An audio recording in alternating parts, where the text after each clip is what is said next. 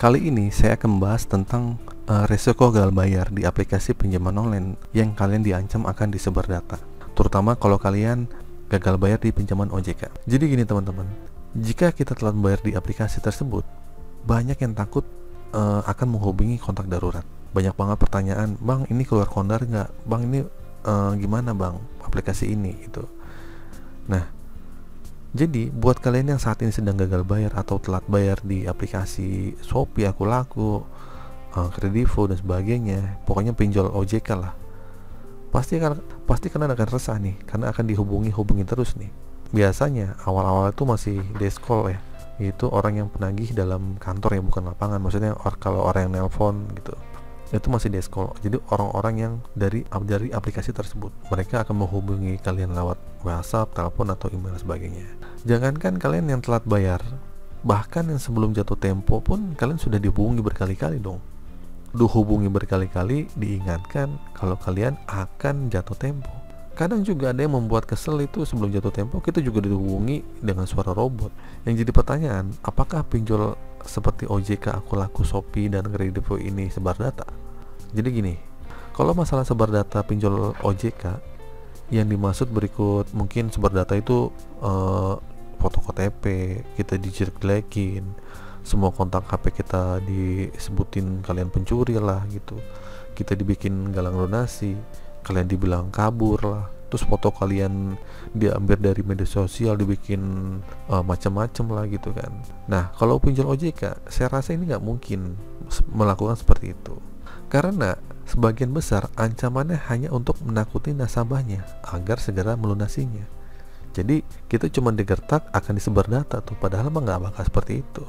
Nah, kalian yang pernah menjadi korban pinjol Akulaku, Shopee, yang lain OJK lah, kemudian kalian berhadapan dengan DC, tentunya kalian lebih tahu ya sebenarnya gimana gitu. Tapi kalau menghubungi kontak darurat dan mengkonfirmasi jumlah utang, terus kemudian menginformasikan bahwa kalian ini berhutang, kalian tidak bisa dihubungi, itu emang benar.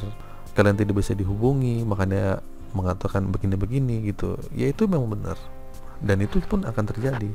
Nah, kalau menurut saya pribadi, kalau kalian sudah memasukkan kontak darurat, berarti kalian sudah menyetujui bahwa kontak darurat tersebut bersedia untuk dihubungi ketika kalian tidak bisa dihubungi atau mungkin dalam keadaan darurat. Logikanya, yang terpikir pertama oleh siapapun adalah kontak daruratnya atau orang terdekat yang didaftarkan dong. Yang jadi pertanyaan juga, berapa lama sih biasanya DC menghubungi kontak darurat? Ini tergantung kalian berapa lama kalian tidak bisa dihubungi. Ketika kalian lama tidak merespon, bisa jadi DC itu akan menghubungi kontak darurat. Jadi terkadang ada benarnya dan ada baiknya jika kita membalas sesekali WhatsApp atau DC, kita balas, kita respon lah, tapi jangan sering-sering. Tujuannya agar tidak bisa menghubungi kontak darurat atau kontak-kontak yang lain ya.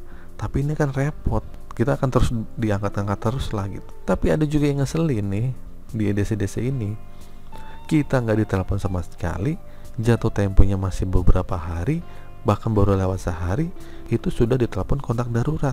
Lah kitanya nggak ditagih. Ngeselinnya seperti itu.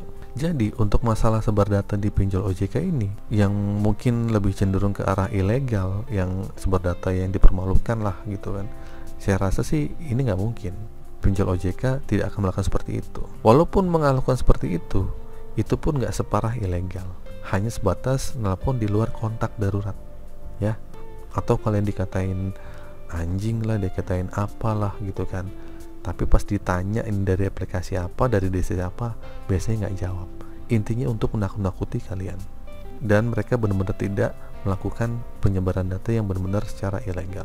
Namun ujung-ujungnya hanya sekedar gertakan aja biar kalian takut. Oke, itu saja teman-teman video kali ini. Semoga video ini bermanfaat. Akhir kata, assalamualaikum warahmatullahi wabarakatuh.